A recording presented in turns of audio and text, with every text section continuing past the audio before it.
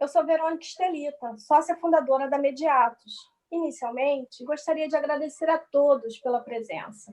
Nós, da Mediatos, preparamos este evento, cujo tema é Mediação Trabalhista, sob a ótica da magistratura e da advocacia, por entendermos ser um tema de interesse de todos, não só dos mediadores, como também dos advogados, empresários e demais profissionais interessados no assunto. Bem, neste evento faremos abordagem de temas atuais relacionados à mediação trabalhista. E para falar, trouxemos a juíza doutora Roberta de Melo Carvalho, a advogada Carolina Tupinambá, a advogada Rai Prazeres. Mais uma vez, agradeço a presença de todos. E agora passo o comando à doutora Rai Prazeres, sócia da Mediatos e moderadora deste evento. Bom evento a todos.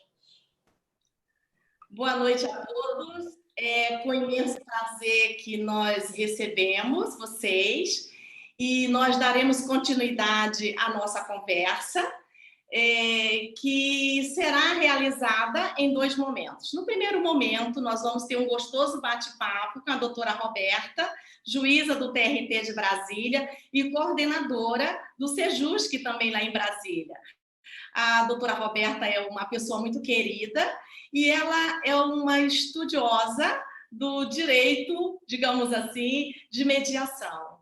E estamos muito felizes em recebê-la aqui conosco. No segundo momento, nós conversaremos com a doutora Carolina Tupinambá. A doutora Carolina é advogada, é mestre, doutora em Direito do Trabalho, professora na UERJ, e também é uma jovem senhora estudiosa, empreendedora, e que nós teremos um imenso prazer de tê-la aqui conosco. Então, o nosso objetivo é conversarmos sobre o direito, sobre a mediação trabalhista, né? E principalmente a perspectiva, né, e oportunidade para os advogados, empreendedores, profissionais, né? E também eu acho que é interessante, e nós vamos pedir para que as nossas palestrantes abordem esses impasses, né, que surgem em busca de solução consensual no âmbito do direito do trabalho. E gostaria de passar a palavra para a doutora Roberta para que ela faça suas considerações iniciais. Olá, Roberta, seja bem-vinda, é um prazer enorme tê-la aqui conosco. Boa noite a todos e todas, é um prazer enorme estar aqui esta noite. Agradeço imensamente ao convite realizado pela Mediatos, com muita honra e com muita alegria recebi o convite da doutora Rai Prazeres e agradeço a toda a Mediatos também, na pessoa da doutora Verônica. Será uma grande alegria dividir esse espaço hoje com a doutora Carolina, para que possamos refletir e travar um bom diálogo sobre a mediação e sobre os métodos adequados de resolução de conflitos, sobre a ótica trabalhista. É importante que a gente percorra um pouquinho sobre a questão, façamos um panorama cultural, né, da questão da nossa cultura litigiosa, sempre arraigada muito na cultura do litígio, para que a gente possa entender hoje quais são os avanços dentro da Política Judiciária Nacional de Conciliação, e a ideia aqui é fazer exatamente essa abordagem do percurso histórico e das perspectivas futuras em relação aos métodos adequados de resolução de disputa e a própria reflexão que isso trará dentro da advocacia, da magistratura e reverberar de uma forma positiva em toda a sociedade. Muito obrigada, doutora Rai, pelo convite realizado para esta noite. Muito bem. Então, Roberta, nessa perspectiva, como tem sido a tua experiência, né, como juíza, como coordenadora de um centro judiciário de solução de conflitos, né? E fala um pouco para a gente sobre o êxito, sobre os acordos que são celebrados, como é que isso acontece, como é que as pessoas buscam o Sejusc. Fala para a gente um pouco sobre isso. Bom, eu gostaria de registrar que na academia, na minha época de academia, posso dizer assim, eu aprendi dentro da perspectiva da cultura do litígio. Então, na faculdade, me ensinaram a litigar. Né? Sempre tive o sonho da magistratura e, ao ingressar em 2009, no momento em que eu ouvia uma parte, ouvia a outra, coletava as provas que estavam nos autos e dava uma sentença, percebia que muitas vezes havia uma insatisfação de ambas as partes em relação àquela decisão por mim prolatada. E todas as vezes em que a gente conseguia construir um verdadeiro acordo dentro da sala de audiência, a satisfação estampada no rosto de advogados e partes que conseguiram ser ouvidos e atingido aqueles interesses, né? E muitas vezes, com a conciliação pode abarcar algo que está fora do processo, quantas vezes conseguimos, então, alcançar esse ponto.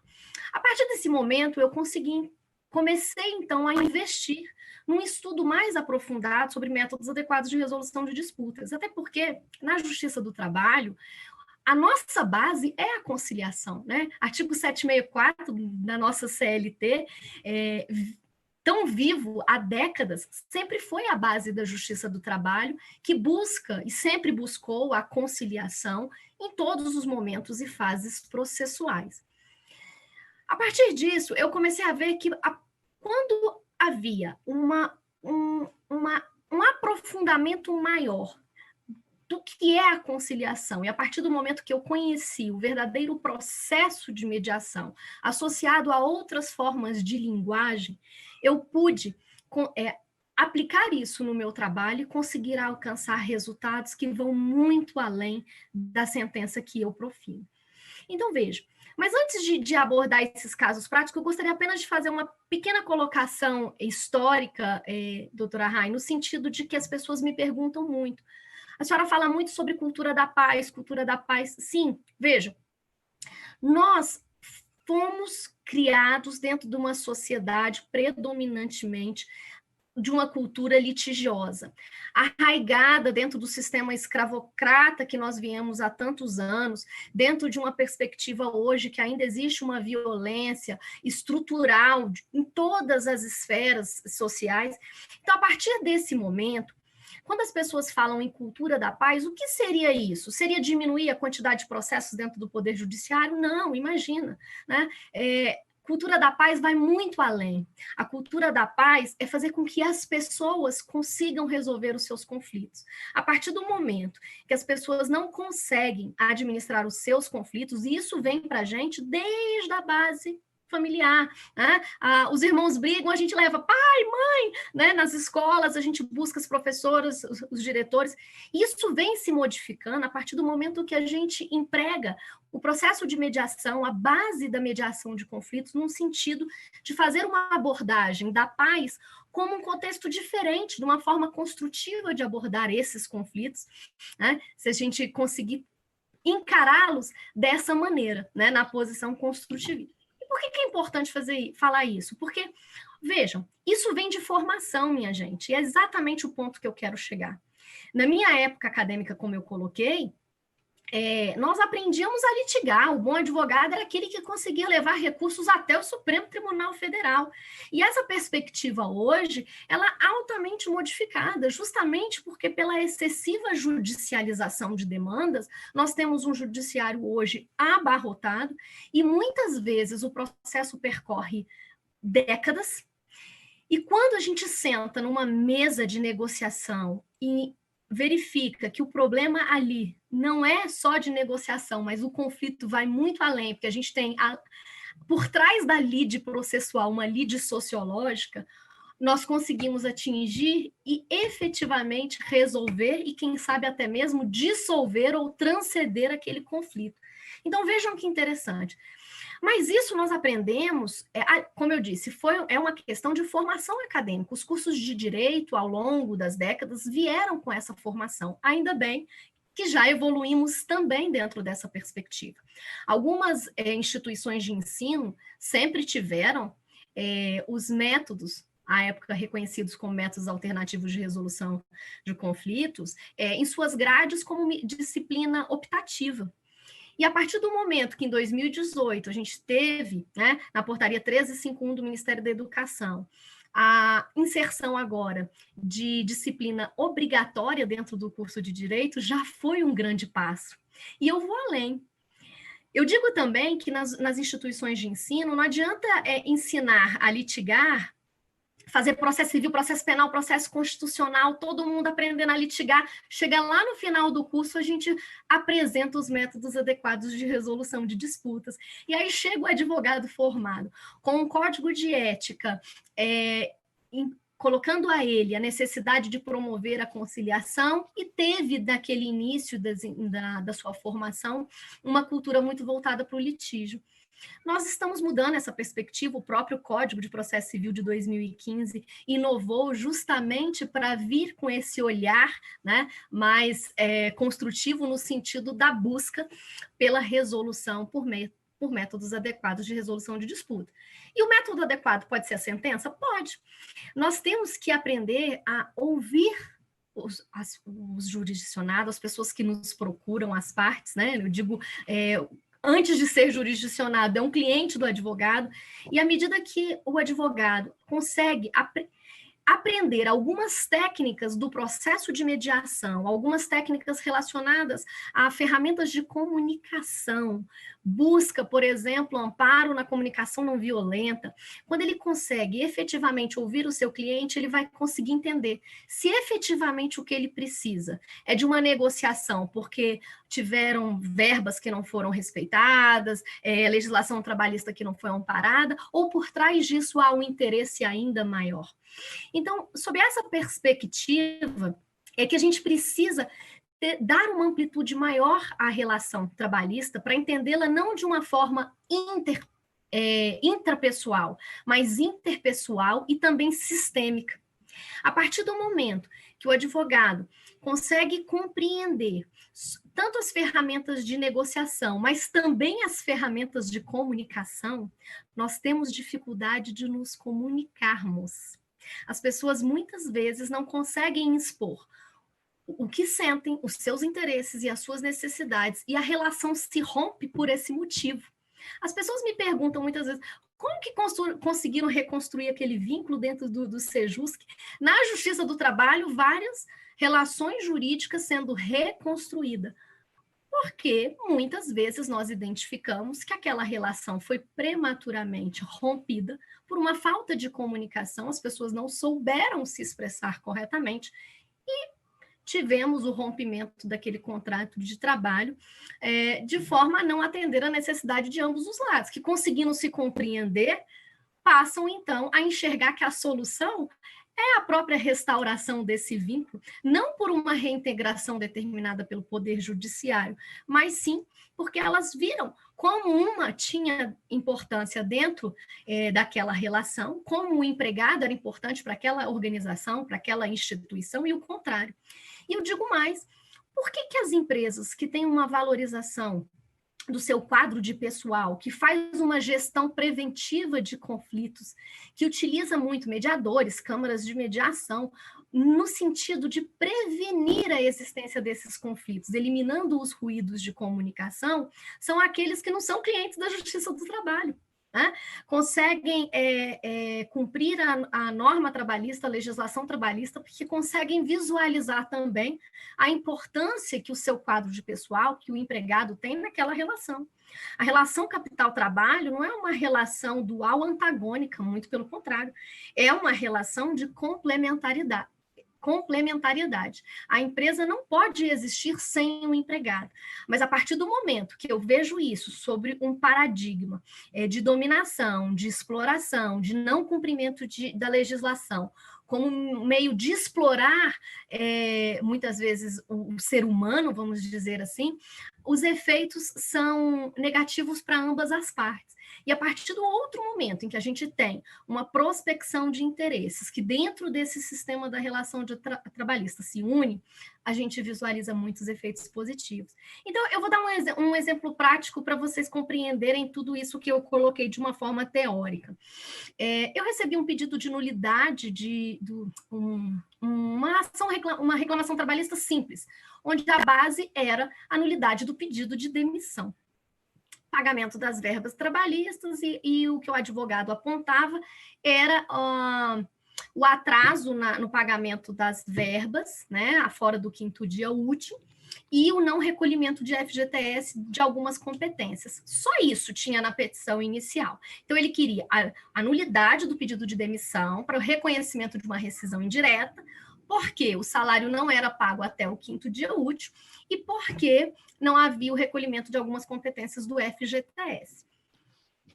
Esse processo veio para o Sejusc, e a audiência aconteceu no Sejusc Brasília, onde nós empregamos lá o processo de mediação.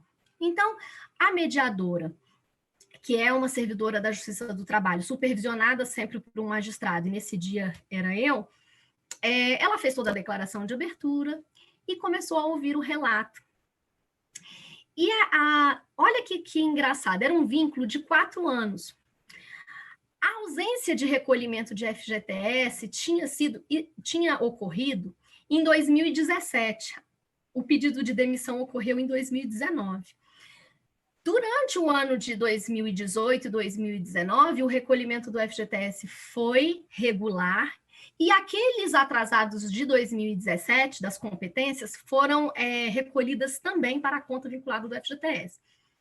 A alegação de não pagamento do 5º dia útil, né, de não pagamento, se dava muitas vezes porque o pagamento acontecia dia 8, dia 5, dia 6, dia 9, mas quando a gente pegava o calendário, algumas vezes eram dias não úteis, eram feriados, então, assim, também em pouquíssimos meses havia realmente ocorrido o não pagamento no 5º dia útil, e também tinha sido em 2017.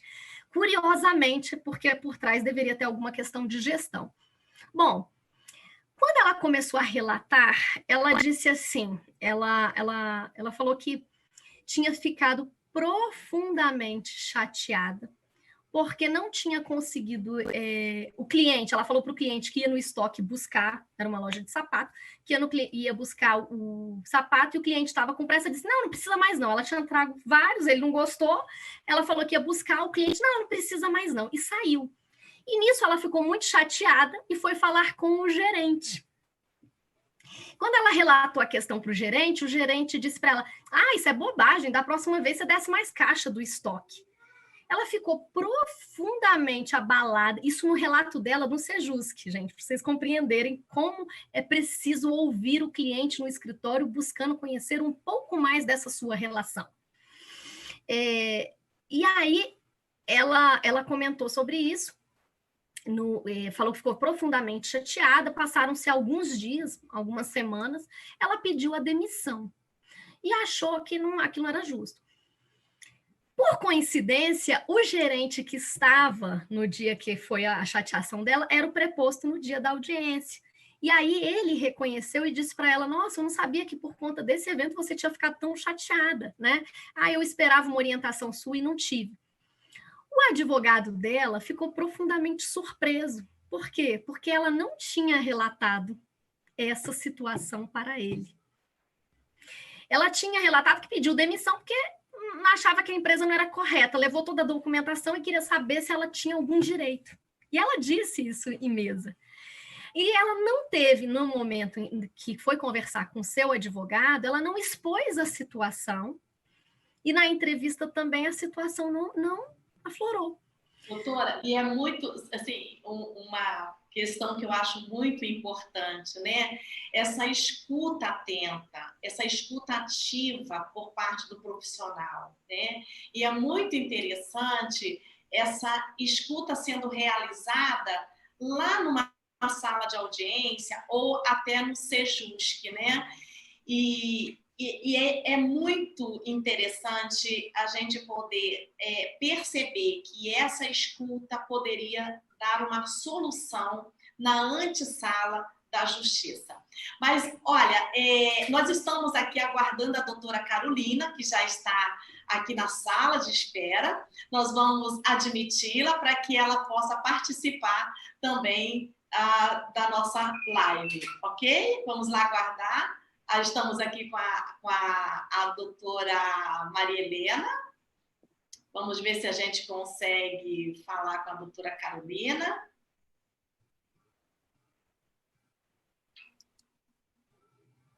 Vamos lá.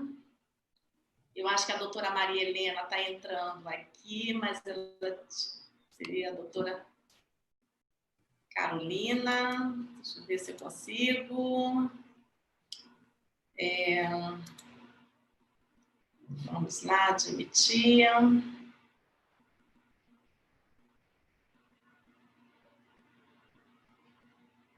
Vamos lá ver sala de espera. Carolina, a doutora Carolina.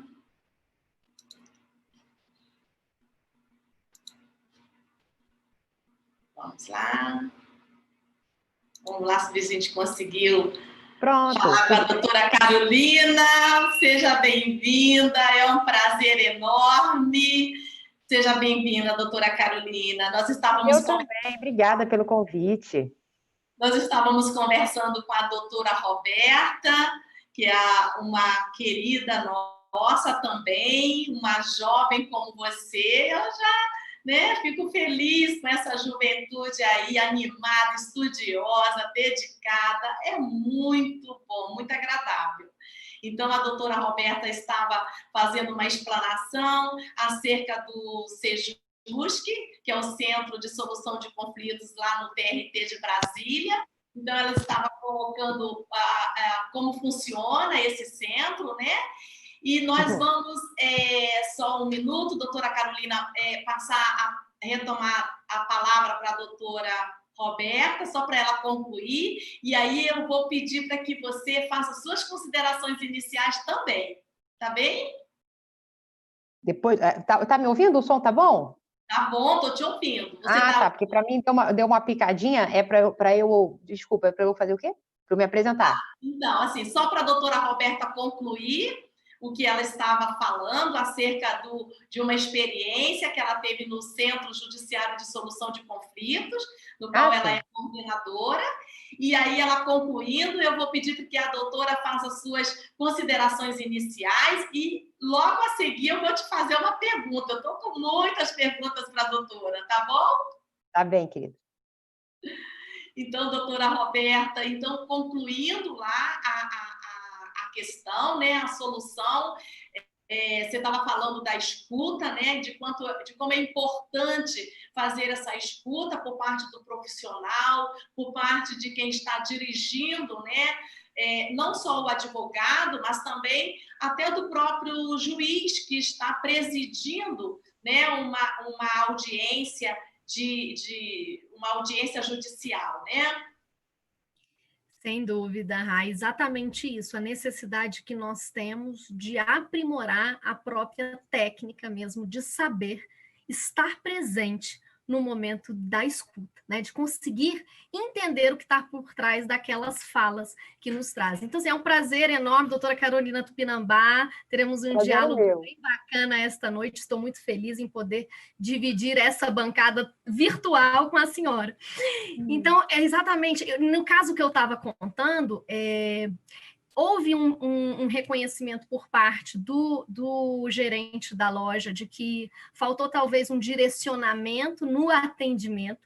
Enfim, nós fizemos um acordo e o acordo foi o retorno dela para a loja, e eu tenho certeza que ela ficou muito feliz porque ela não pediu, ela criou nulidade do pedido de demissão, e o vínculo foi restaurado, e o gerente disse assim, com certeza, com as próximas, nas relações com os outros empregados, ele, como gestor de uma equipe, agiria de uma forma diferente.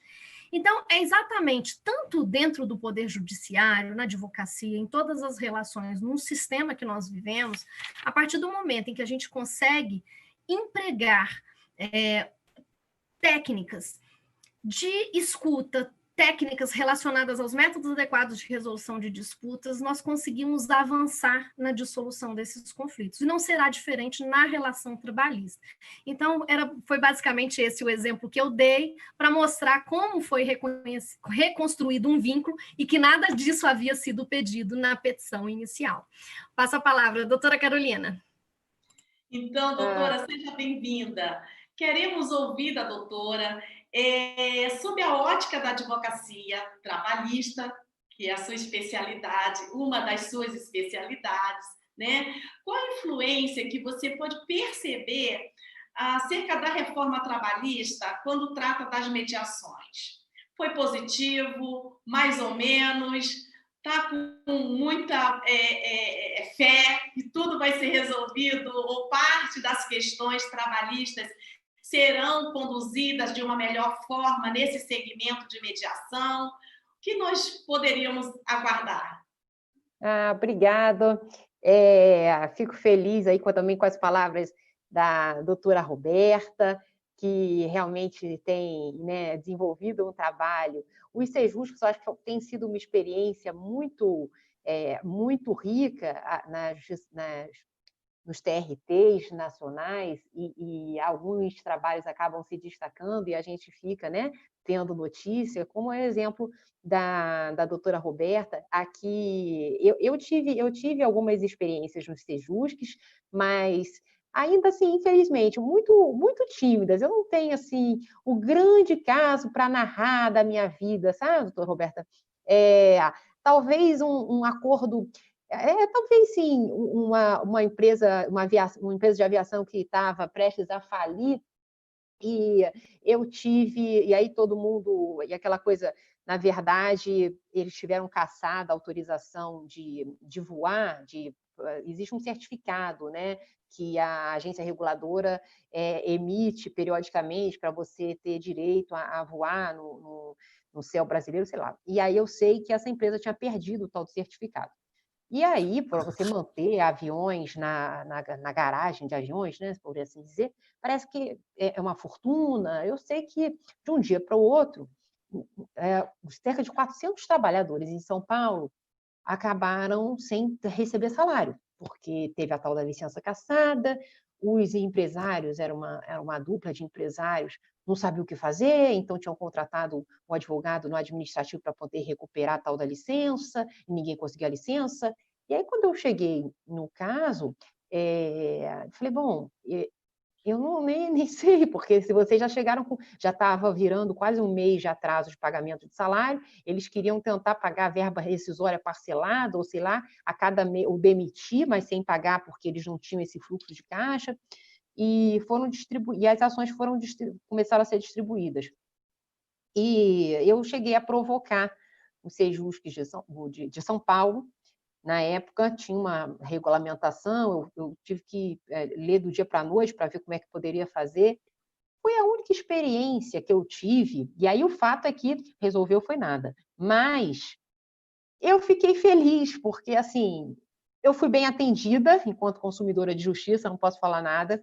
Não, achei a estrutura ótima, as pessoas preparadas, e de fato chamaram os trabalhadores, porque a situação estava muito desgastada socialmente mesmo, e muito insegura a respeito do dia seguinte. Mas os magistrados que estavam à frente do Sejusc lá de São Paulo, receberam muito bem, se prontificaram. O sindicato entrou, né, porque o Sindicato dos Aeronautas ele é nacional. O sindicato estava cheio de resistência, que iria, sem menor compreensão da história lá, da certidão, que o homem que caçou, que tinha uma chance de resgatar a tal da certidão, e a moça do sindicato só queria saber de resolver, de não sei o quê. Ela que foi, quando o Sejusc chamou, ela foi, porque nós indicamos o endereço do sindicato, mas pedimos que as pessoas fossem numa assembleia para se tentar um diálogo. E o que eu achei muito positivo, né, e por isso uma experiência positiva, é que apesar da moça do sindicato, da advogada, ter chegado muito beligerante e muito nervosa e tudo, partiu da magistrada que nos atendia, falou assim, não, então eu vou chamar, não tem um grupo do WhatsApp para chamar essas pessoas? Vamos remarcar. E aí, não, mas imagina como é que vai passar. E a advogada ficou ofendidíssima, porque ia passar por cima dela para falar diretamente com os clientes, não sei o quê. Eu falei, bom, e a juíza peitou, falou, não, eu queria, se a senhora me desse essa oportunidade, eu gostaria se a senhora compartilhasse os contatos com o meu celular, eu vou chamar. E chamou mesmo, e a gente foi lá depois, uma semana seguinte, quando as pessoas iam para os lugares, né? Não tinha esse vídeo, e a gente foi, e eu achei assim de uma calma que me assustou e deteriorou um pouco da má impressão que eu tenho a respeito da Resolução 74. Eu sempre achei a Resolução 74 do Conselho Superior do Trabalho extremamente antipática. E por uma razão singela, né? Ela acha assim, enquanto a resolução, né, 125 do CNJ fala assim, olha, gente, quem quiser ajudar, vamos embora, vamos participar. Tanto é que quando eu vi crescendo esse movimento de mediação, eu sempre fui muito fã disso, eu falei, bom, eu quero ser mediadora também. Vou ver se eu faço um curso de mediação, não sei. E aí já não tinha mais no CNJ, porque o CNJ parece que quando abre é uma coisa, é praticamente um eclipse lunar e tudo mais. E aí não tinha. E eu falei, bom, então vou fazer nos quais eu comecei para ver como é que fazia para ser mediadora. E aí fiz um curso normal, que tinha que ter as 40 horas, aí fui, depois de burra velha, já tinha 2 doutorados, fui fazer o curso. Mas você sabe, foi um dos cursos que eu mais... Desculpa, foi um dos cursos que eu mais aprendi na vida. Eu tenho assim, resgate de memória, de aprendizagem do ao vivo maior, porque o mestrado, o doutorado, eu acho que é uma coisa muito de interior, né? De você pegar aquilo tudo e dissecar, e estudar, e se dedicar. Mas na aula mesmo, você faz aquelas apresentações de seminários, mas você não tem como você absorver aquele conteúdo. Mas foi um dos cursos que eu mais aprendi. Igual aquilo, acho que só o curso de yoga também me fez bem. Mas eu achei aquilo o máximo. Aí eu fiz as 40 horas, toda bonitinha, e tinha que praticar. Mas eu ainda não tinha tentado, porque eu falei, vamos por parte. Fiz o curso. Falei, bom, então agora tem negócio de praticar. E aí, como é para praticar? Todo mundo da minha turma foi fazer a prática no TJ, né? E aí eu falei assim, bom, mas então eu vou fazer a prática lá no TRT. Falei, mas não tem prática no TRT? Mas por que eu não tenho prática no TRT? Falei, não é possível. E aí comecei a perguntar, porque ninguém na Justiça do Trabalho, então, na minha turma, ninguém atuava na Justiça do Trabalho, e a moça do curso falou assim, mas como é que eu faço, gente, para poder atuar no TRT? Não, mas o TRT não tem. No TRT só atua quem já é da panelinha. O servidor do TRT ou o juiz do TRT. Eu fiquei passada. E tinha que fazer, acho que era 60 horas, eu nem sei. O que eu vi de maluquice que eu não tinha, porque você falou assim, uma das minhas especialidades, não é uma das minhas especialidades, a única especialidade que eu tenho é trabalhista previdência. Então, aí fiquei lá aquelas 60 horas ouvindo o outro que bateu com o carro, o outro que quer pegar o filho, e aquelas confusões do TJ, mas fiz as horas, e fui entender. Então, eu acho assim, ela tem essa resolução 174, né? Ela tem características institucionais, ela tem características antipatizantes, assim, na minha opinião, que são marcantes, principalmente a exclusividade institucional. Eu acho, quer dizer, por que essa premissa de que só quem está no TRT poderia atuar? Por que não essa abertura para a sociedade civil? Por que não, né, a cooperação desses outros agentes? Então, quando eu comecei também a lecionar disciplina de conciliação, de mediação, de conflitos trabalhistas, eu ainda tentei, no meu regional, que é da primeira região, fazer um convênio institucional com o TRT, falando para os alunos da pós-graduação, do mestrado, doutorado, atuarem ou fazerem um estágio, sei lá, qualquer bobagem, e em troca os juízes da escola da magistratura tivessem acesso a algumas aulas do mestrado. Eu não sei, eu tentei várias situações e simplesmente realmente não se conseguia, porque a Resolução 74 ela é muito clara a esse respeito, né? Que você tem essa exclusividade institucional. Então, o isolamento normativo também, eu acho o isolamento normativo bastante cruel, porque ela fala, a lei de mediação não estamos para isso, a lei de não sei o que, nós somos um reino à parte. Então, quer dizer, para que isso, né? Para que, enquanto está todo mundo falando de diálogo das fontes, né, de aplicação supletiva, de aplicação subsidiária, enfim, de se tentar melhorar, ela vem nesse tom repli de soi-même, né, que, nossa, eu vou resolver sozinho, sem o trabalho de equipe, que é justamente a ideia, a lógica invertida do que se pensa sobre outros mecanismos de solução de conflitos. Então, não sei nem por que eu estou falando mal da resolução 74, enfim, é o que temos. Dizem que poderia ser pior. Quando eu fui estudar mais a fundo, falei, gente, quem é que fez esse troço, Jesus?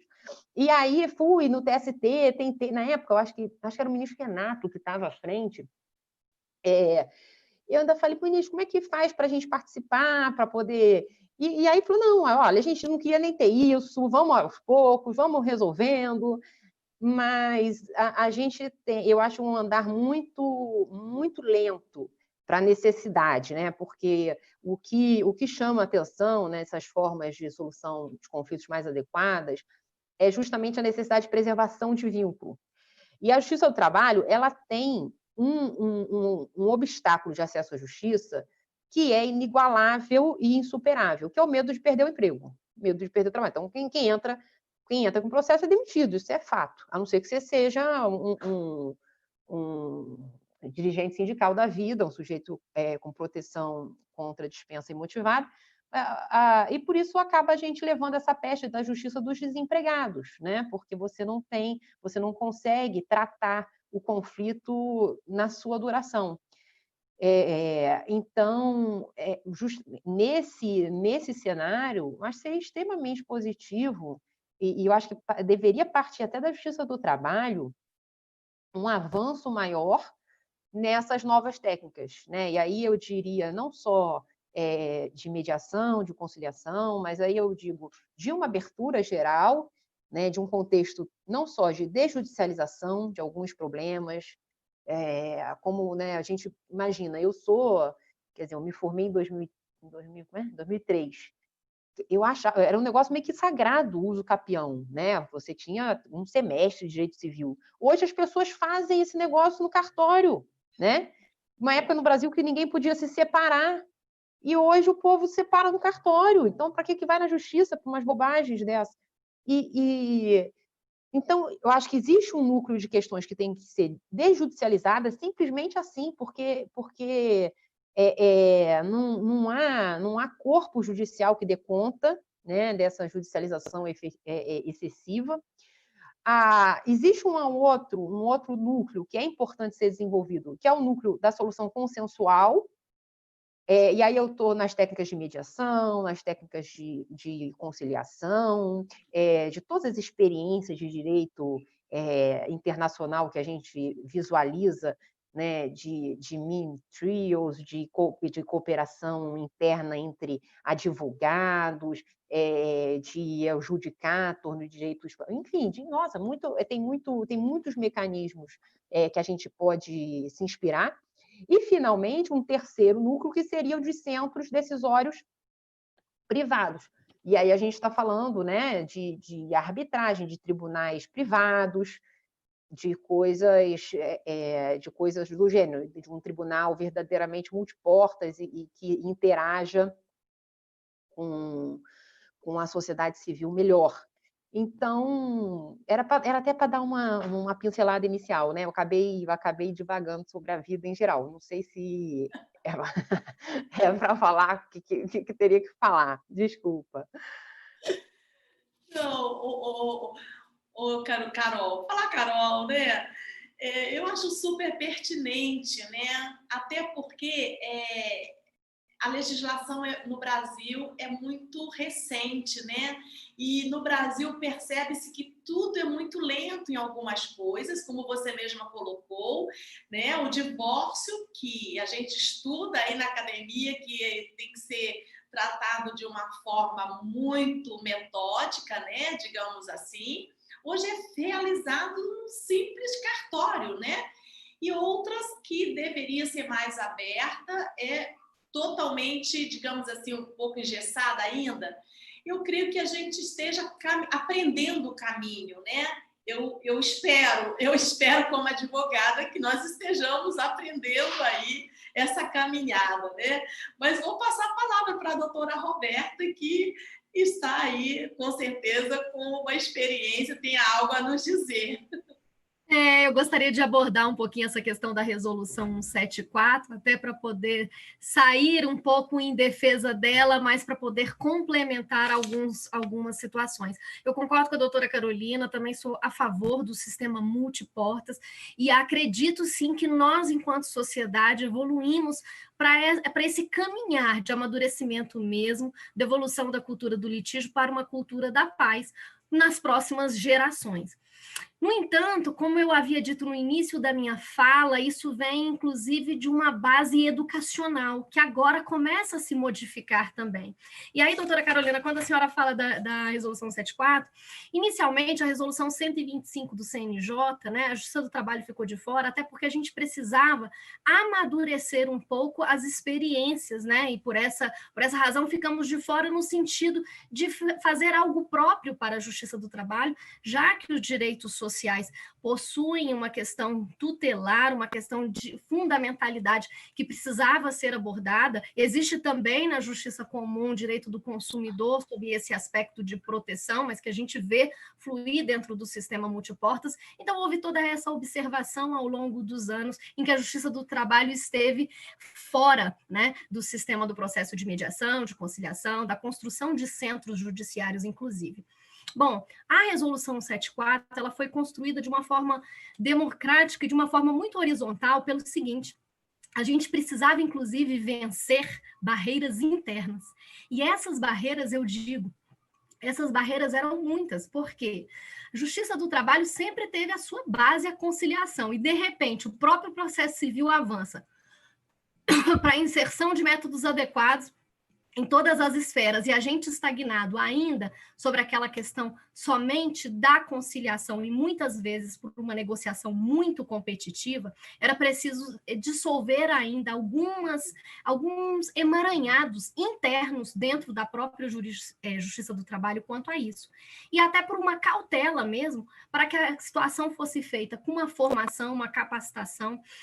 Quem na verdade atua dentro do Sejus, os servidores e os magistrados que atuam dentro do Sejus, precisam ter uma capacitação específica, são mais de 100 horas de capacitação para poderem atuar, porque dentro do direito do trabalho como um todo, e aí a gente traz alguns comparativos internacionais, inclusive, em muitos países não é possível nem mesmo a inserção do processo de mediação no campo trabalhista, como é o caso da Argentina, por exemplo, né? Quando se fala que a mediação trabalhista não pode. Mas, enfim, a grande questão a própria lei de mediação afastou, né? Afastou a área trabalhista no sentido de ter regulação própria, e eu acho que desde a instituição da Resolução 74, apesar de engessada quanto a esse acesso do público externo, trouxe um amadurecimento interno de abertura maior do Sejusc. E eu digo isso porque, por exemplo, na instalação do Sejusc aqui no TRT da 10ª, a gente teve uma resistência grande interna, porque muitos diziam assim: qual a diferença de mandar para o Sejusc? A negociação lá vai ser a mesma que na vara. Não, é totalmente diferente, justamente porque o ambiente é diferente, o uso de técnicas para abordagem, se eu vou precisar de ferramentas de comunicação ou ferramentas de negociação para poder abordar aquele conflito, se eu vou avançar em relação à lide processual, atingindo a lide sociológica, o que no modelo tradicional não se alcança, traz a diferença do que os centros trabalhistas fazem hoje.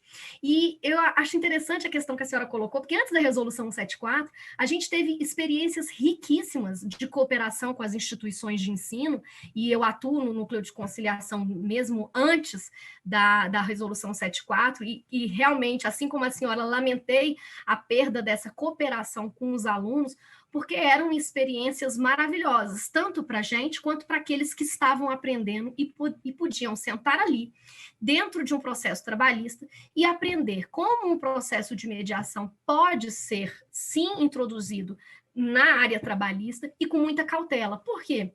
Porque eu posso mediar relações trabalhistas, mas por ser uma relação assimétrica e uma relação de hierarquia, para que a solução pelo método adequado de resolução de conflitos não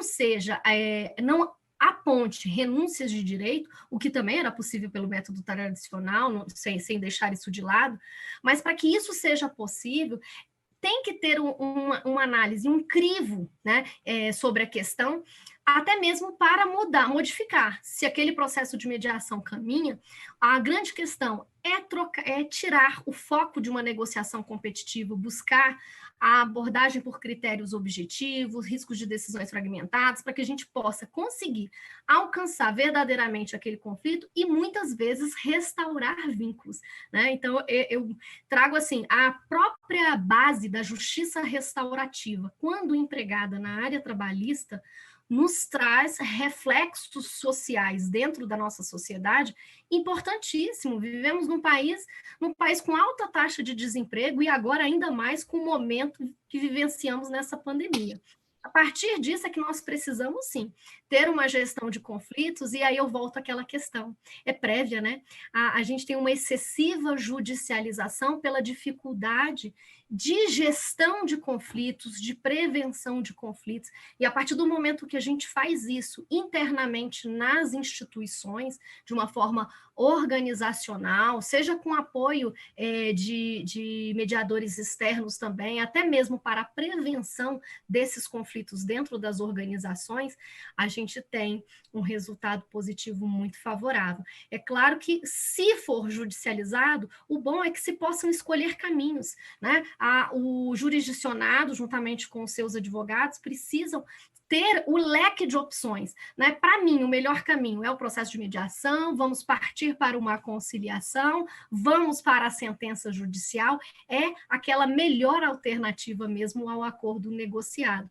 Mas melhor que isso é conseguir, de fato e verdadeiramente, resolver o seu conflito com alcance de todos os interesses antes mesmo da judicialização. E a partir do momento que a gente também tem uma advocacia, como a doutora Carolina, a doutora Rai e tantos outros que têm buscado compreender e se aprofundar na capacitação de métodos adequados de resolução de disputas e todo um outro processo de linguagem também que facilita conseguir entender e intermediar aquela relação conflituosa que o cliente trouxe, vai poder nortear a uma decisão construtiva na solução daquele conflito que se apresentou.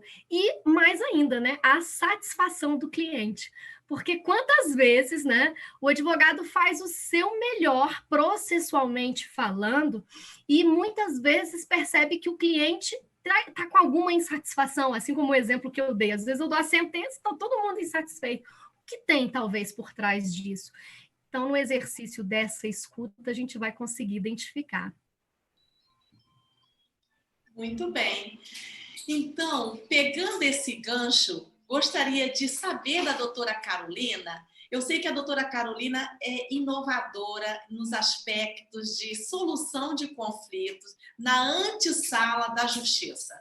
Soube que a doutora Carolina trabalha com, eu acho que é um centro de solução de conflitos, de modo que as pessoas, ao invés de buscarem a justiça, né, a coisa é resolvida na antessala, ou seja, vamos conversar, vamos fazer um acordo, vamos fazer tratativas aqui, antes que se proponha uma justiça, né? Fala para a gente um pouco, doutora Carolina, acerca desse tema, dessa pré-processual, digamos assim.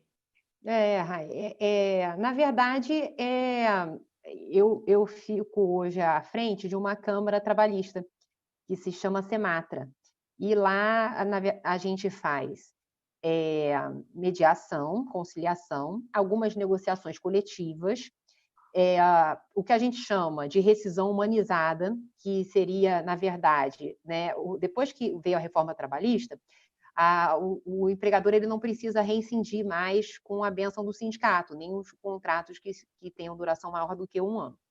E aí, apesar de parecer, em tese, que essa alteração legislativa ela teria vindo para desburocratizar a relação de emprego, a verdade é que, muitas vezes, os empregadores ficaram assim, se sentiram meio órfãos, né? De como é que faz para... Porque, bem ou mal, essa ida ao sindicato, ela poderia até ter esse perfil mecanizado, com pouco a agregar. mas também, muitas vezes, era uma oportunidade, né, de você mostrar um erro no termo de rescisão do contrato de trabalho, uma bobagem aqui ou ali, que o empregador de boa fé ele ali acertava na hora e resolvia. E com esse distanciamento do sindicato na ocasião de homologação, também na Câmara a gente oferece essa assistência. E aí, no momento da rescisão, as partes teriam acesso a um contador neutro que pudesse checar as verbas rescisórias, teriam acesso, eventualmente, a algum produto de outplacement, de você conseguir reintroduzir esse trabalhador no mercado de trabalho, contribuindo para a sua capacitação ou para a configuração de um novo currículo, enfim, depende do tipo, né, de preocupação que aquele empregador tenha, porque geralmente esse produto vai ser custeado pelo empregador, com essa mão de obra que já não vai mais atendê-lo. E aí a gente faz, então, mediação, conciliação, negociação coletiva, as rescisões humanizadas, e mais o que? Essas ações homologatórias de acordo extrajudicial, né, que também tem dado o que falar, e uma certa nuvem a respeito do que se pode, qual o limite que se pode, que não se pode fazer. Acaba que ali você tem atendido os parâmetros legais, porque, na verdade, essa Câmara ela é formada por alunos voluntários da pós-graduação, do escritório modelos da UERJ, da Unirio, que querem, a gente conta como hora de estágio, e querem atender lá a população, e é uma entidade sem fins lucrativos, uma associação que a gente montou, e acaba que tem uma experiência bastante positiva, né? Bem ou mal, deve ter o quê? Já tem uns 3 anos, eu acho. E nós já fizemos, eu já não sei, mas assim, é uma média de uns 500 diálogos ano, né? Que eu acho que é positivo. No primeiro ano não chegou nem a 100, e logo teve um boom bem expressivo, e as pessoas, e é interessante, o que me parece como um termômetro mais eficiente é a judicialização posterior, né? E até hoje eu nunca vi um acordo da Sematra ir para o judiciário. Nunca, nenhum. Então, assim, quando a gente ainda fazia nos escritórios modelo, individualizados, eu ainda achava meio doido as pessoas não irem no judiciário, porque eu falava assim, vou fazer e esse pessoal depois vai tudo para o judiciário, falar que estava com a corda no pescoço, que estava com a arma apontada para a cabeça, mas você sabe que não, mas nunca aconteceu. Então, assim, eu não sei nem te falar. Na época que a gente fez a Sematra, né, teve um monte de denúncia de resistência. Eu respondi processos na ordem. Olha, cada briga errada que a gente compra, que aí que eu estava fazendo, sei lá o quê, mobilizando, me tirando do mercado. Aí me arrumaram o processo na ordem. Depois fizeram, que na época, quando a gente foi fazer também o regulamento o estatuto, né, da instituição, e o regulamento, o fluxograma para mediação, para conciliação, para não sei o quê, a gente fazia nos grupos de pesquisa. E alguns grupos de pesquisa, a gente convidava alguns juízes que eram professores da área. Mas até denúncia na corregedoria dos juízes que estavam trabalhando para uma... Nossa, aí você já não tinha onde ficar a cara, né? Porque você pede um favor para a pessoa Então, assim, várias vezes pensei em desistir, porque a mentalidade é bem fechada ainda, a gente é um passo muito lento. Mas, hoje em dia, tem sido tranquilo, os acordos são super bem elaborados por ambas as partes, né? Às vezes fazem 3, 4 sessões. Eu acho que esse tempo, né, é um tempo precioso que o judiciário deixa de perder e acaba se dedicando, né, às questões realmente mais agressivas e mais conflituosas. E muitas vezes as pessoas, elas querem, é engraçado os pedidos que aparecem lá, né? A pessoa quer pedir, o que mais tem, pedido de desculpa. Esse é um clássico. Então, a pessoa quer o pedido de desculpa, mas quer de qualquer jeito. Tem o pedido de desculpa, tem o e-mail, porque a pessoa se sente humilhada no e-mail, não sei o quê. Aí tem o e-mail, que também é um clássico. Tem, quando é negociação coletiva, né, as pessoas, mesmo depois da reforma, a reforma trouxe um leque muito grande de possibilidade de negociação coletiva. Então, quando você vê o 611-A, ele trata de um rol exemplificativo. E aí, é engraçado que as pessoas pedem assim, por exemplo, teve um pedido que eu achei tão legal, eram mães, era assim, escola, né? Escola, e aí escola tem mais professor, escola de primária tem mais professora. E o que elas queriam? Elas queriam ir para a reunião das escolas dos respectivos filhos. E queriam que isso fosse uma falta justificada. Era só isso. Então, assim, queriam ter direito a 2 vezes por ano ir na reunião. O outro que... Aí teve um também que apareceu, que eu achei tão engraçado também, que tinha muita gente na empresa que queria férias. E outros que eram mais workaholics, assim, não queriam férias. Então, o que eles queriam? Eles queriam meio que negociar férias entre um e outro, vender as férias. Eu falei, gente, mas como é que vai fazer isso? Aí você fala assim, meu Deus do céu, mas aí férias que a direita indisponível quer renunciar, eu falei, não vou fazer isso não. E aí, quem queria comprar férias, queria comprar férias, quem queria vender férias. Eu falei, bom, vamos deixar um mínimo aí, vamos fazer o negócio, vamos deixar como a CLT, um mínimo de gozo, mas essa possibilidade que dá para vender, a gente pode deixar o outro comprar e ele gozar, se ele quer, Jesus. O que eu vou fazer? Mas você sabe que esse acordo já deve ter uns 3 anos. Esse acordo, eu falei assim, esse vai para a justiça. Esse vai para a justiça. Até hoje, não tem, nem acordo coletivo, que tem umas cláusulas que a gente faz, que eu mesmo fico assim, será que pode, meu pai? Mas aí está o sindicato lá, vamos fazer o quê? Os dois querendo.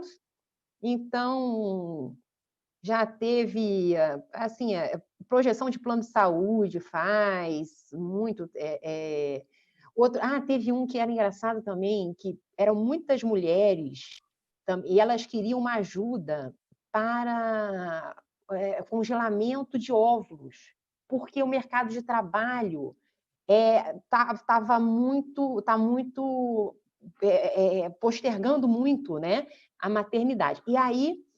E fizeram. E aí tinha um custeio no empregador das mulheres que queriam fazer o congelamento dos óvulos em 15%. Não é nada, mas era. Eu também nem sabia dessa história. Achei muito curioso esse caso. Então, assim, tem umas experiências muito legais em negociação coletiva. Acho que a negociação coletiva criativa, né? Ela é libertadora, assim, você dá voz para esses protagonistas da relação social. Muitas vezes a gente, eu penso, os problemas que não deixam a gente dormir de noite, via de regra, o juiz do trabalho não consegue resolver, né? Por nada, são ótimos, mas, pelo menos os meus, em geral, a pessoa mais indicada sou eu mesma para resolver o meu problema. Eu acho que isso é uma projeção, assim, uma dedução simples de quem está mais apto para resolver o próprio problema. Eu acho que os atores sociais são os mais indicados. Quando eles descobrem uma solução, não é isso nem aquilo, vamos fazer assim. Poxa, é um ganho, né, de maturidade e uma jogada, né, um bypass que você consegue realmente conquistar uma autonomia social sem nenhum indício, sem nenhuma desse discurso comum da fraude, do aproveitamento de direito, né, da exploração de mão de obra deturpada. Então, porque realmente as partes conseguiram chegar nesse ponto comum. Então, eu acho muito mágico isso. As coisas, hoje eu sinto mais assim gratidão no trabalho que eu realizo na Sematra, né, de verificar as soluções do meio, né, e as partes saírem de lá, do que propriamente no escritório. E olha que eu sempre fui uma advogada de ligar para a parte contrária. Uma vez uma cliente me falou assim, não, eu não vou ligar porque eu vou estar me humilhando. Eu falei, se humilhando do quê, cara palha? Que bobagem. Aí, e ela falou, então deixa que eu ligo. Porque sempre, volta e meia, né, acontecia, a reação do colega, que é muito engraçada, acha que está blefando, que está não sei o quê, que está planejando. Mas eu sempre peguei o telefone e liguei, falei, tem contato? Pronto, e aí liga, e aí, como é que é? Às vezes era um processo a menos e honorários a mais, simples assim. Então, sempre liguei antes, mas hoje com a Sematra, eu me sinto mais realizada. Eu acho que as pessoas saem de lá em poucas sessões, né? É um período assim, quem entra não sai depois de duas semanas, não sai mesmo que seja negociação coletiva. Aquele negócio resolvido, gente. Isso não tem preço, né? E eu não sei te dizer o que o judiciário acha, porque o judiciário recebe só problema, né, coitados? Então, nunca vi o judiciário narrar. Hoje bateram aqui na vara uma cartinha agradecendo por anos de serviço prestado. Então, mesmo quando eu fazia consultoria, é engraçado. Eu sempre fechei consultoria implantando CCP. Eu acho lindo. As CCPs, coitadas, elas acabaram sendo desnaturadas porque o povo fez né, uso indevido de coisas públicas, crachá de juiz, bandeira do Brasil, crucifixo, enfim, cobrando, dando calote no INSS, e tudo errado, né? Acabou sendo... Mas você sabe que até a justiça classista, eu acredito em termos de ideia, né? Porque você tem mais atores sociais dialogando, a justiça do trabalho ela é assim, ela é apaziguadora, ela nasce em centros comunitários, né? Os primeiros registros de justiça do trabalho são com base em diálogo, essa que é a realidade. Então, assim, é uma justiça que se cria nesse cenário. Então, você não tem como fugir disso. E aí, sempre a implantação de CCP, quando eu fecho uma consultoria, uma auditoria, eu boto assim, um vasinho de planta, uma pessoa de boa vontade, e é uma oportunidade que você... E é incrível, porque a reportagem que o empresário dá, em termos de queda, né, de entrada de ações, é absurda. Eu tinha uma entrada de 10 ações mês, eu passo a ter uma entrada em 2 meses de 3 ações mês. Por quê? Porque a pessoa só quer, assim, às vezes uma carta de referência. Essa também é um clássico, a carta de referência. A pessoa quer uma carta de referência. Acabou. Então, vai falar para o gestor. Às vezes também o sujeito vai embora, e acontece muito isso nos procedimentos de rescisão humanizada. Você tem a oportunidade, porque o empresário que contrata, dentro do escopo desse serviço está o relatório das mediações. Então, muitas vezes, assim, demite todo um setor de enfermeiro, sei lá do quê. Todo mundo retratando, todo mundo narrando um sujeito que assedia moralmente aqueles empregados. O gestor, o CEO, nem sonha que isso acontece. Nem sonha. Mas todo mundo com esse mesmo relato. Então, uma oportunidade de você resgatar essa história para o cara que está lá em cima, fala, meu Deus, tem alguma coisa de errado. E você vê também nesse contexto uma oportunidade ímpar do cara corrigir. Então, você fala assim, pô, não é possível que ninguém pare nesse setor, está todo mundo satisfeito, está todo mundo trabalhando mal. Aí você vai descobrir, pelos relatos, pela oportunidade da conversa, não, é um assediador que está ali, atuando, contaminando aquele cenário há anos, né? E ninguém sabia, e todo mundo fazia treinamento, todo mundo fazia isso, aquilo. Então, enfim, eu acho, Raia, isso. A gente tem muito campo de atuação, né, para mediação nas relações de trabalho. Isso é um fato. É um fato que tem que ser amadurecido pelos advogados, pelos juízes. Eu acho que o próximo passo realmente de abertura, né, da Resolução 174 ele pode ser uma grande conquista. Isso que a doutora Roberta falou, né, de ter sido meio que uma etapa necessária, é o que eu percebo, que é isso. Também não adianta a gente, né, enfiar a força e pisar a ideia goela abaixo das pessoas. Mas eu acho que esse futuro está cada vez mais próximo. Bom, eu acho muito importante essa sua fala, sabe, Carol, de trazer para a gente essa possibilidade de se resolver um conflito, seja anterior, que ele é possível ser resolvido na anteporta da justiça, né? Antes de ser judicializado.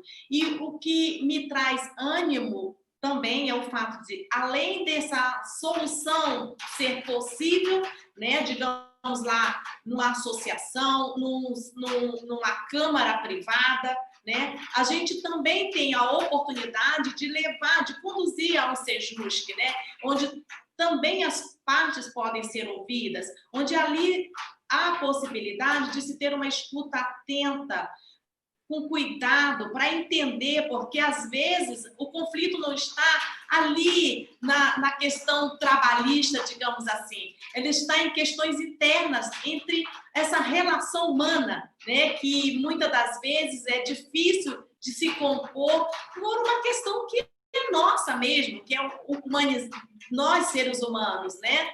E eu achei muito importante também a fala da Carol quando ela diz, olha, o melhor curso foi o de mediação, porque no curso de mediação a gente se depara com questões internas, né? Eu acho isso super válido, super bacana. Então, penso que esse aprimoramento do advogado, para que ele possa utilizar bem essas ferramentas, eu acho que a doutora Carol, assim, super experiente nessa área, e quantos relatos importantes, né, ela trouxe para nós acerca da possibilidade de aperfeiçoar-se, né, do profissional, trazer um estudo mais aprimorado, utilizar outras ferramentas e não só apenas aquela que se aprende na faculdade, né, do litígio, mas que há a possibilidade de nós dialogarmos e resolvermos, trazendo essa cultura de paz, né? É o que mais nós precisamos, né? E aí eu vou passar a palavra para a doutora Roberta, para que ela nos fale um pouquinho acerca dessa experiência, né, dentro do Sejusc, né, quando algo não é resolvido na antessala, como a doutora Roberta, como a doutora Carol, desculpa, nos relatou, como é que é feita essa escuta, como que as pessoas, o empregador, o empregado se comporta dentro desse centro judiciário, né? Porque, querendo ou não, ele está sendo levado digamos lá, um tribunal, né? O Sejusc faz parte do tribunal, né? Então, como é que é essa condução? Como é que essas questões chegam até o Sejusc? Bom, eu gostaria de só fazer uma colocação que eu achei muito interessante da fala da doutora Carolina, é a questão da CCP, porque o sentido que originou essa introdução legislativa foi exatamente nesse acesso multiportas mesmo de resolução. E, infelizmente, por inúmeras questões práticas, por problemas práticos que a doutora Carolina bem apontou, a prática não deu certo e precisou ser extinta, mas a ideia era exatamente essa. Talvez por quê? Por uma falta de maturação social, dos atores sociais, no sentido de oferecer um serviço realmente com formação daqueles que atendiam nas CCPs. Talvez se a gente tivesse uma formação adequada daqueles que compunham as comissões de conciliação prévia, no sentido de que, da forma como a gente faz capacitação hoje, seja extrajudicial ou judicial, para métodos adequados de resolução de disputas à época, talvez tivéssemos tido uma outra experiência. Então, é exatamente isso. Agora, esse resgate é importante, como eu coloquei, a prevenção, a gestão dos conflitos de forma prévia, seja dentro das próprias instituições, seja pelos advogados, no momento que o conflito já está instaurado, antes de judicializar, quando a gente consegue alcançar o resultado satisfatório, no sentido de conseguir compreender o interesse daqueles atores sociais que estão em conflito e conseguir compreender aqueles interesses buscando a convergência deles, as soluções afloram, como a doutora Carolina bem colocou, e estão satisfeitos. Eles construíram verdadeiramente as soluções daquele conflito. E outra coisa, até pelo sistema, né? Ninguém gosta de ser punido. A partir do momento em que eu construo uma solução sem imposição, em que, embora haja essa relação assimétrica, a gente consegue construir soluções que vão atender o interesse de ambos, a satisfação é garantida. Então, vejam, mas quando é judicializado, no Sejusc, realmente, Sejusc está no ambiente judicial, mas a qualidade ambiental também deve ser uma preocupação dos regionais trabalhistas ao instalarem os seus centros judiciários, né? Era muito comum a gente escutar algumas pessoas falando assim, não, o seu trabalho parece uma feira, né? Eu já escutei muitas vezes essa expressão, E ninguém quer ser recebido de uma forma assim, sem tá todo mundo gritando, tá todo mundo falando e ninguém está sendo escutado muitas vezes. E essa não é a ideia. A ideia dos centros judiciários, dos Sejuscs dentro da Justiça do Trabalho hoje, é oferecer uma qualidade ambiental e de acolhimento daqueles que nos buscam de uma forma o quê? A permitir, sabe, esse processo é o seu. Tem milhões de ações no judiciário e que bom que a gente caminha para um sistema diferente dentro da nossa cultura, para que a gente tenha menos judicialização nesse sentido, mas as portas da justiça estão abertas, principalmente para tutelar aqueles direitos que são ofendidos. E no Sejusc, nós vamos ter essa preocupação com a qualidade ambiental.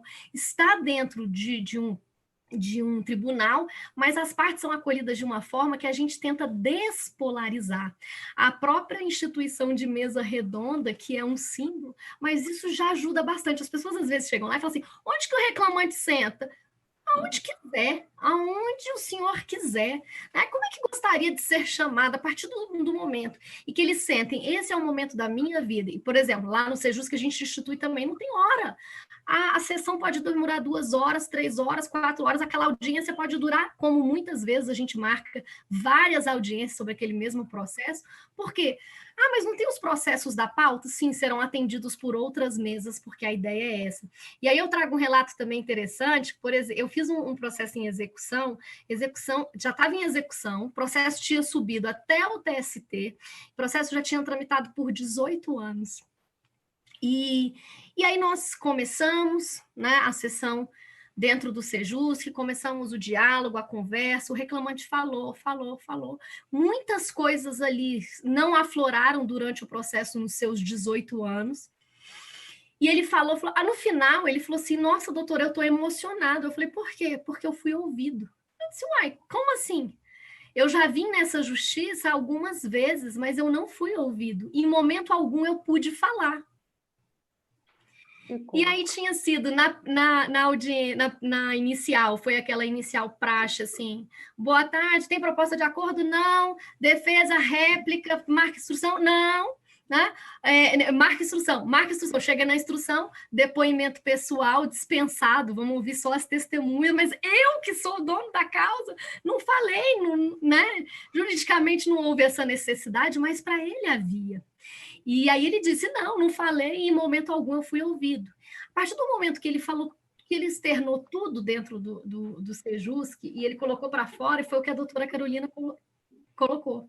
O que ele queria, efetivamente, tinham direitos que não foram observados, e isso facilitou o processo de negociação, inclusive, mas o que ele queria, o que ele mais queria com aquele processo era o reconhecimento de todo o trabalho de uma vida prestada àquela instituição, ao seu empregador.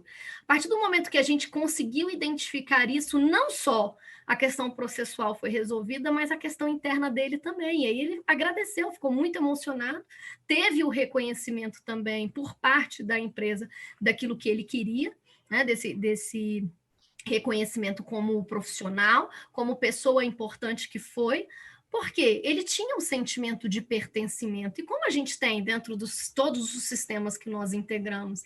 Então, é exatamente isso, nós temos que buscar, sim, ter uma comunicação mais efetiva e mais afetiva em todas as nossas relações, e a relação trabalhista não vai ser diferente, e a partir do momento que a gente consegue filtrar e alcançar essa questão, né, social e pessoal dentro das relações trabalhistas, a gente, como eu disse, não só resolve, mas dissolve e muitas vezes transcende o conflito. Muito bem. Eu tenho uma pergunta aqui para ambas, é da Eliana de Mello. Ela pergunta o seguinte, após pandemia e com o advento da medida provisória 926, haverá uma enxurrada de ações na Justiça do Trabalho? Qual o sentir de vocês? Qual a percepção? Eu acredito que sim. Eu acredito que nós vamos ter aí uma enxurrada de ações com todas as questões decorrentes dessa situação da pandemia, sim. Com certeza. Com certeza, né? Gente, olha, nós já estamos aí às 8h55, né? Nós havíamos programado 1 hora de bate-papo, mas está tão bom, quanta coisa importante, né? Mas a gente vai ter que, infelizmente, chegando aí, vamos ter que encerrar, né? E eu gostaria de ouvir tanto da doutora Carolina quanto da doutora Roberta, né? A fala final e já agradecendo imensamente pelo tempo de vocês, né? O carinho de vocês. A doutora Carol, que veio já de uma outra empreitada, uma outra live, veio correndo para cá. Muito obrigada, doutora Carolina. Muito obrigada mesmo. E eu gostaria de ouvi-las aí, né? Nesse tempinho que nos resta. Rai, muito obrigada, eu que agradeço. Foi um prazer, principalmente, né, ouvir a doutora Roberta, né, e verificar, porque eu já era fã à distância das iniciativas, e realmente você me proporcionou uma grande oportunidade de estar aí com uma pessoa, ainda que virtualmente, que eu já admirava à distância. Então, eu agradeço, me coloco à disposição.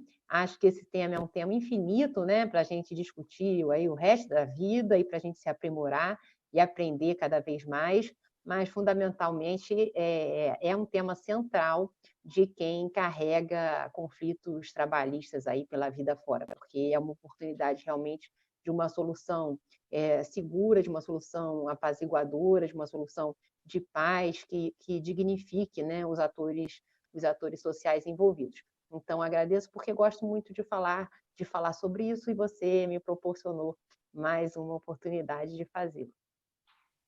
Obrigada, doutora. Bom, Rai, eu agradeço também imensamente. Foi uma honra e uma alegria dividir essa bancada virtual, como eu brinquei inicialmente, contigo e com a doutora Carolina, né? E exatamente nesse sentido, né, que possamos caminhar por uma reflexão mesmo legislativa das vivências práticas de tudo que ocorre no nosso país, para que a gente consiga contribuir mesmo para o caminho na construção aí da cultura da paz, no sentido de pegar tanto a valorização social do trabalho como a livre iniciativa e não pôr numa gangorra onde eu tenho que pesar para cada lado, trazendo, né, prejuízos muitas vezes para um ou para o outro. Não, que a gente possa trazer esse equilíbrio e esse encontro de convergência entre a relação capital e trabalho, para que ela possa, porque justamente a partir do momento que eu tenho a relação capital-trabalho funcionando de uma forma positiva, nesse equilíbrio da gangorra na relação, nós temos queda de desemprego também vindo de diversos outros fatores, inclusive da própria economia, mas que nós temos que ter, sim, tanto o foco na valorização social do trabalho, quanto na livre iniciativa. Então, fico muito feliz em poder dividir e ter esse diálogo, né, com a Rai, com a doutora Carolina, e com certeza esse amadurecimento acadêmico, legislativo e social sobre o caminhar mesmo da construção da sociedade de paz nos fará, certamente, trará para nós um Brasil melhor. Muito obrigada. Gente, a Mediatos agradece. Somos uma Câmara de Mediação e Solução de Conflitos. Estamos aqui em Niterói, Rio de Janeiro, essa cidade maravilhosa. E estamos aqui abertos também para colaborarmos com a sociedade, né? Como a doutora Carol falou, essa antessala é poder ouvir e tentar trazer para as partes uma solução. Esse pedido de desculpa que muitas das vezes traz um conflito, né? Há um ruído na comunicação e aí leva-se até o judiciário abarrotado de demandas.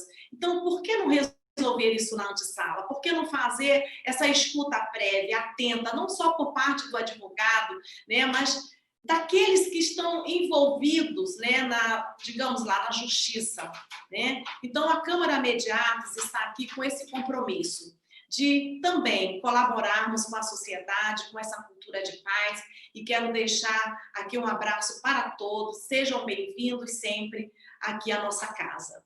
Uma boa noite e muito obrigada. Tchau para todos. Beijo. Beijinho, Roberta. Tchau.